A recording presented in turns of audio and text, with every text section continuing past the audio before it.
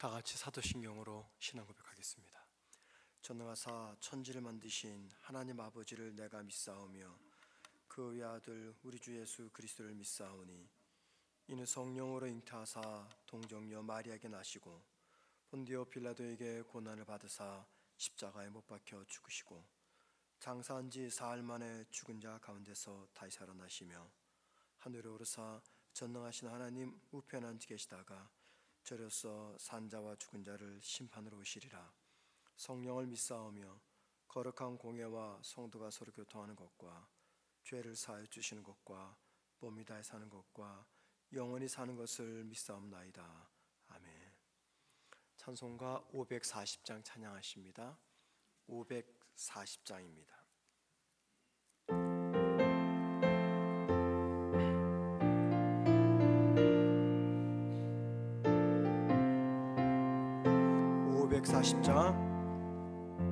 주의 음성을 내가 들으니 사랑한단 말일세. 믿는 마음으로 주께 가오니 나를 영접하소서. 내가 매일 십자가 앞에 더 가까이 가오니 구세 주의 흘린 보배 피로써 나를 정케 하소서. 주여 넓으신 은혜 베푸사 나를 받아주시고 나의 품은 뜻 주의 뜻같이 되게 하여 주소서.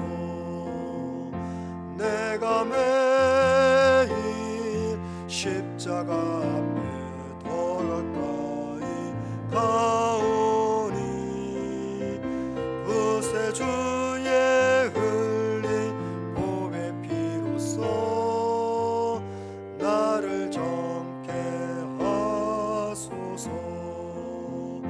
주의 보좌로 나아갈 때에 어찌하니 기쁠까. 주의 얼굴을 항상 배우니 더욱 친근합니다. 내가 매일 십자가 앞에 더 가까이 가오니 구세 주의 흘린 보배 피로써 나를 정케 하소서.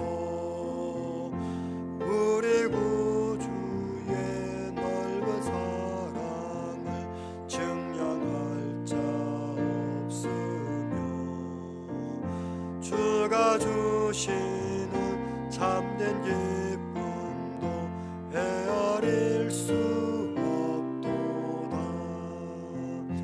내가 매일 십자가 앞에 더 가까이 가오니 구세 주의 흘린 보배 피로써 나를 정케 하소서. 아멘.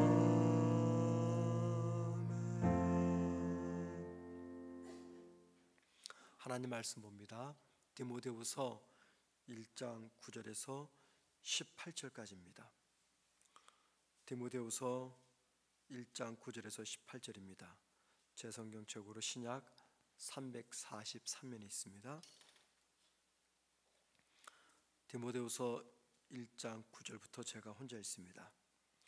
하나님이 우리를 구원하사 거룩하신 소명으로 부르심은 우리의 행위대로 하심이 아니요 오직 자기의 뜻과 영원 전부터 그리스도 예수 안에서 우리에게 주신 은혜대로 하심이라.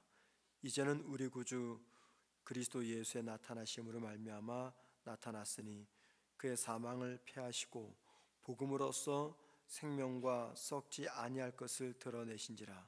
내가 이 복음을 위하여 선포자와 사도와 교사로 세우심을 입었노라. 이로 말미암아 내가 또 이 고난을 받되 부끄러워하지 아니함은 내가 믿는 자를 내가 알고 또한 내가 의탁한 것을 그날까지 그가 능히 지키실 줄을 확신함이라. 너는 그리스도 예수 안에 있는 믿음과 사랑으로서 내게 들은 바 바른 말을 본받아 지키고 우리 안에 거하시는 성령으로 말미암아 내게 부탁한 아름다운 것을 지키라. 아시아에 있는 모든 사람이 나를 버린 이 일을 내가 아나니 그 중에는 부겔로와 허모게네도 있느니라. 원하건대 주께서 오네시보로의 집에 긍휼을 베푸시옵소서. 그가 나를 자주 격려해 주고 내가 사슬에 매인 것을 부끄러워하지 아니하고 로마에 있을 때 나를 부지런히 찾아와 만났음이라. 원하건대 주께서 그로 하여금 그날의 주의 긍휼을 입게 하여 주옵소서. 또 그가 에베소서서 많이 봉사한 것을 내가 잘 아느니라. 아멘. 디모데 후서는 바울이 디모데에게 보내는 편지로서 바울은 디모데에게 하나님의 은혜를 강조하고요, 또 구원의 목적이 무엇인가를 설명하고, 오늘 본문에서는 그리스도를 위한 고난을 감당해라 라고 권면합니다. 바울이 디모데에게 가장 많이 강조하는 것이 있다면 복음을 위해서 고난을 기꺼이 감당해라, 그 말입니다. 먼저 9절 말씀을 함께 보시겠습니다. 이렇게 말합니다. 바울이 디모데에게 말하는 겁니다. 하나님이 우리를 구원하사 거룩하신 소명으로 부르심은 우리 행위대로 하심이 아니요 오직 자기 뜻과 영원 전부터 그리스도 예수 안에서 우리에게 주신 은혜대로 하심이라. 여기 말씀 보면은요, 하나님이 우리를 부르실 때 두 번에 걸쳐 부르신다고 이야기합니다. 즉 이중적 부르심, 이중적 소명이죠. 제일 첫 번째는 우리를 구원하기 위해서 부르십니다. 바울이 이렇게 말하죠. 우리를 구원하사라고 말합니다. 우리를 구원하기 위해서 구원의 자리로 불러주십니다. 이미 저와 여러분은 이 1차적 부르심을 다 입은 거죠. 그 다음에 두 번째 부르시는데 소명을 주셔서 소명을 감당하기 위해서 부르신다라고 말합니다. 9절 보세요. 우리를 구원하사 그 다음에 거룩하신 소명으로 부르시고 우리에게 소명을 주시고 그 소명을 감당하도록 부르신다. 이중적 부르심입니다. 그런데 이 이중적 부르심은요, 우리의 행위와는 전혀 관계없는 하나님의 뜻, 다른 말로 하나님의 주권적 은혜에 기초한다라고 말합니다. 여기 19절 끝에 보시기 바랍니다. 은혜대로 하심이라. 은혜대로 하심이라. 이게 무슨 말이냐면 받을 자격이 없는 사람에게 주어진 하나님의 무조건적인 사랑을 말합니다. 우리를 두 번에 걸쳐 부르시는 것은 우리의 행위 때문이 아니라 전적인 하나님의 은혜 때문이다 라고 말하죠. 자, 10절 말씀 보시겠습니다. 이제는 우리 구주 그리스도 예수의 나타나심으로 말미암아 나타났으니 그는 사망을 패하시고 복음으로써 생명과 썩지 아니할 것을 드러내신지라. 무슨 말이냐면요, 예수 그리스도가 이 땅에 오심을 통해서 하나님의 구원 계획이 분명히 드러났다. 하나님이 우리를 두 번에 걸쳐 부른다 그랬잖아요. 첫 번째는 구원을 위해서, 두 번째는 소명을 위해서. 바울과 디모데가 받은 사명이 무슨 사명, 무슨 소명입니까? 복음을 전하는 겁니다. 구원의 복음을 전하는 것. 근데 10절에서 바울이 무슨 이야기하냐면 예수 그리스도의 오심을 통해서 우리가 감당할 복음, 즉 구원 계획이 분명하게 드러났다라고 말합니다. 예수님이 사망을 이기고 우리의 영원한 생명을 주셨으며 이 불멸의 생명이 복음을 통해서 증명된다라고 말합니다. 바울의 이 말은 주님의 대속적 죽음과 부활이 곧 복음의 핵심이며 그 복음을 전하기 위해서 나나 그리고 너나 하나님께서 소명을 주셨다, 그 이야기를 9절과 10절에서 하고 있는 겁니다. 자, 11절과 12절 보세요. 내가 이 복음을 위하여 선포자와 사도와 교사로 세우심을 입었노라. 이로 말미암아 내가 또 이 고난을 받되 부끄러워하지 아니함은 내가 믿는 자를 내가 알고 또한 내가 의탁한 것을 그날까지 그가 능히 지키실 줄을 확신함이라. 이 복음을 위해서 선포자, 교사로 내가 부름받았고 또 그로 인해서 내가 지금 고난을 당하고 있다. 그렇지만 나는 그 고난을 부끄러워하지 않고 있다. 그 이야기를 하고 있는 거죠. 오히려 무슨 말합니까? 하나님이 고난 중에 있는 자신을 도우셔서 자신이 맡은 복음 전파의 사명을 무사히 감당하도록 하셨다. 그 이야기를 하고 있습니다. 뭘 말하냐면 복음 전도자를 절대적으로 확실하게 돌보시는 하나님의 절대적 보호를 강조합니다. 바울은 지금 로마 감옥에 갇혔습니다. 무엇 때문에 갇혔습니까? 복음을 전하다가 갇힌 거죠. 언제든지 그는 죽을 수 있는 상황입니다. 그런데 죽음을 두려워하지 않고 하나님을 신뢰한다라고 말합니다. 지금 바울이 왜 이런 이야기를 디모데에게 하는 겁니까? 연소한 디모데가 에베소에서 목회를 하면서 얼마든지 고난을 당할 수가 있기 때문이죠. 그 고난을 어떤 자세로 감당해야 되는지 바울은 자신의 사역을 근거로 해서 디모데에게 복음을 전할 때 고난 당하는 거 이상히 여기지 말고 담대하게 받아들여라. 그 속에서 하나님의 돌보심의 은혜를 누릴 수 있을 것이다. 그 이야기를 하고 있는 겁니다. 자, 13절 보세요. 너는 그리스도 예수 안에 있는 믿음과 사랑으로서 내게 들은 바 바른 말을 본받아 지키고.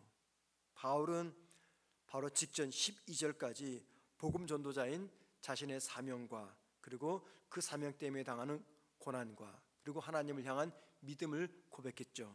자, 그리고 이제 디모데에게 자신처럼 예수님을 향한 사랑과 믿음을 가지고 고난 중에도 중단하지 말고 끝까지 말씀 전파 사명을 감당해라 권면하고 있는 것입니다. 15절 말씀 보세요. 아시아에 있는 모든 사람이 나를 버린 이 일을 내가 아나니 그 중에 부겔로와 호모게네도 있느니라. 아마도 바울이 복음을 전하다가 옥에 갇히니까 바울 곁을 떠난 사람들이 많았던 것 같습니다. 그 중에서 특별한 사람 이름을 거론하죠. 부겔로, 호모게네. 이 부겔로와 호모게네가 누굴까 알 수 없습니다. 왜냐하면 성경에서 오늘 본문에서만 등장하는 사람이기 때문입니다. 그런데 바울이 두 사람을 공개적으로 언급하는 거 볼 때 이 바울뿐만이 아니라 이 편지를 받는 디모데도 이 부겔로와 호모게네를 알고 있을 것이다.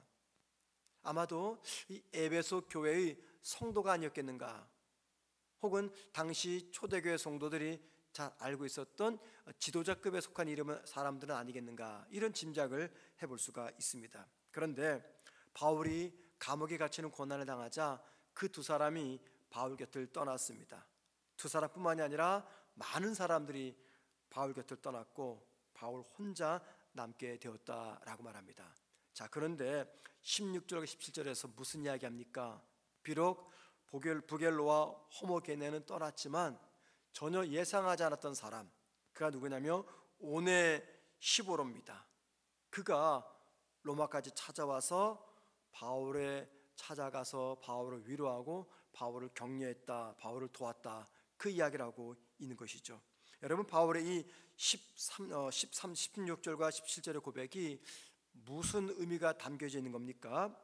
이겁니다. 성도가 복음 때문에 고난을 당하면 두 종류의 반응을 경험하게 된다라는 걸 보여줍니다. 우리가 신앙 때문에 고난을 당하면요, 두 종류의 반응을 경험하게 돼요. 첫 번째는 복음을 부끄러워하면서, 믿음을 부끄러워하면서 그 복음을 떠나는 반응입니다. 다른 말로 하면 신앙을 떠나는 반응입니다. 내가 신앙을 떠나든지 또 내 곁에 있는 사람이 나를 떠나든지, 우리가 예수 때문에 고난당하거나 삶에서 고난을 당하면 이 떠나는 반응이 나타납니다. 두 번째 반응은요, 복음을 자랑하고 또 고난당하는 이 복음 전도자 곁에서 그를 위로하며 참된 동역자로서 그 곁을 지켜주는 반응입니다. 교회가 위기가 찾아오면 두 종류의 성도가 딱 나타나요.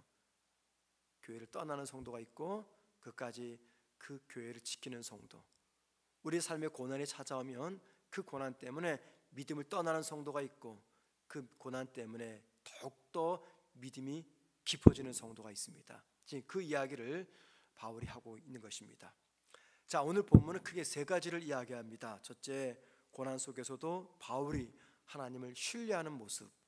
두 번째는 구원은 하나님의 주권적 은혜로 이루어진다. 이 이중적 소명, 하나님의 주권적 은혜로 이루어진다. 세 번째는 참된 복음의 전도자의 헌신은 박해 속에서 그 진가가 더욱 드러난다라는 겁니다. 그래서 오늘 본문을 가지고 우리가 두 가지 적용점을 좀 생각해 볼 수 있을 것 같아요. 첫 번째는 뭐냐면, 하나님의 사명을 감당하기 위해서 고난을 받아들이자라는 겁니다. 당연한 것으로 받아들이자. 그리고 그때 더욱더 주님을 의지하자라는 겁니다. 우리가 하나님의 사명을 감당하는 믿음의 삶을 살아갈 때 이 고난은요, 특별한 게 아닙니다. 이건 필연적으로 다가오는 과정입니다. 하나님은 우리에게 주신 사명을 통해서 당신의 뜻을 이루어가기를 원하십니다. 그런데 그 길은 결코 순탄하지 않습니다. 그래서 이런 사람들, 하나님의 특별한 뜻을 감당하는 사람들을 우리는 사명자 혹은 소명자라고 말하죠. 왜요? 그 길이 순탄하지가 않기 때문입니다.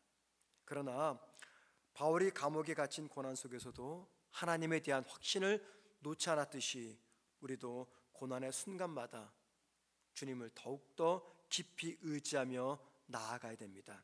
고난을 피하기보다는 그 고난을 통해서 내가 하나님의 손 안에서 다듬어져 가고 있고 내가 단련되는 시간임을 깨닫고 받아들이는 그런 신앙인이 되어야 된다는 겁니다. 고난은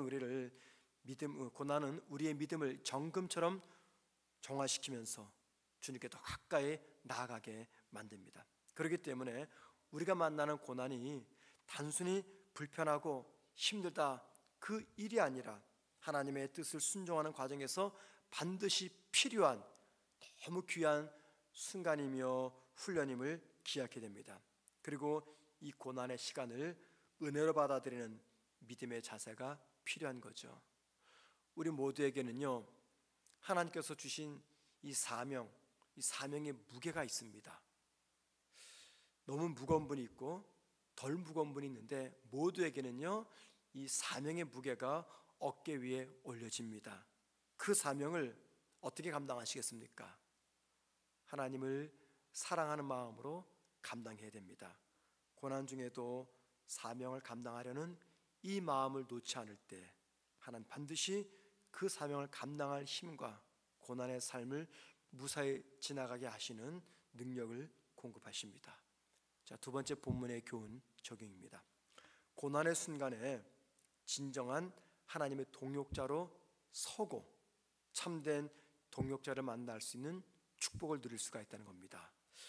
바울의 곁을 떠난 사람들이 있었어요. 하지만 떠난 사람이 있는가 하면 바울을 찾아와서 바울을 지킨 사람도 있었습니다.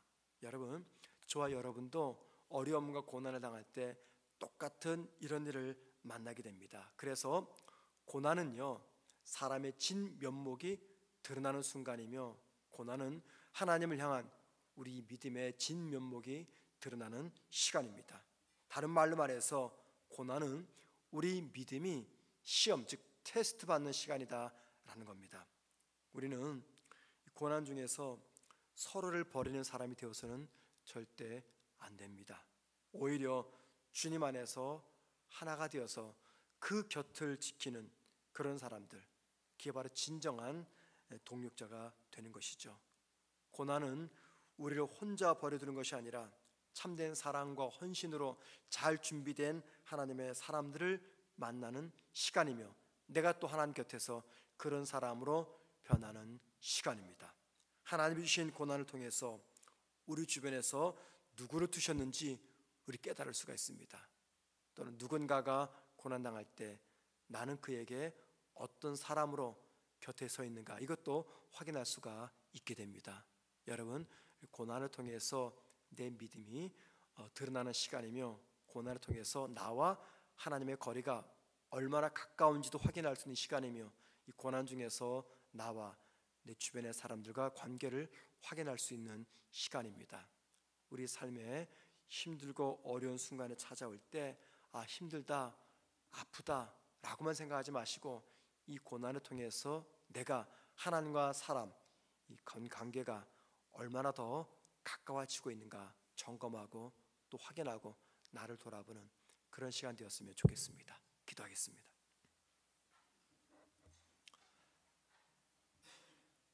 하나님, 오늘도 우리에게 주신 귀한 하루를 믿음으로 살아가고 기도하는 사람으로 살아가기 위해서 이른 새벽 주 앞에 모였습니다. 하나님, 날이 이제 조금씩 추워집니다. 추워지면 새벽 일찍 일어나기 많이 힘든데, 그런 날씨조차도 잘 감당하는 우리 기도하는 성도들 되게 도와 주옵소서.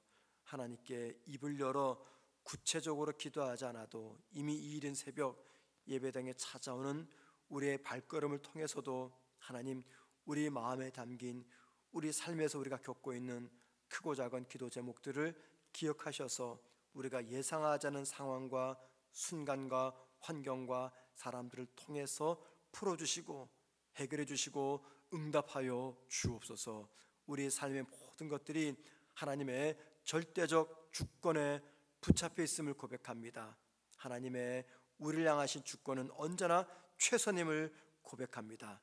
내가 복음 때문에 고난을 당하든지, 삶의 환경 때문에 어려움을 당하든지, 내가 실수해서 누군가의 잘못 때문에 큰 어려움을 겪고 있든지, 하나님, 그 이유는 중요하지 않고 그 과정 속에서 하나님이 나를 위해서 어떤 일을 진행하실지 믿음의 눈을 열어서 바라보는 우리가 되게 도와 주옵소서. 그리하여 고난 때문에 하나님으로부터 멀어지는 것이 아니라, 사람으로부터 멀어지는 것이 아니라, 오히려 이 고난 통해서 하나님께 더 가까이 나아가며 이 고난을 통해서 더욱더 가족과 우리 성도들의 관계가 하나가 되는 복된 관계 축복을 허락하여 주옵소서.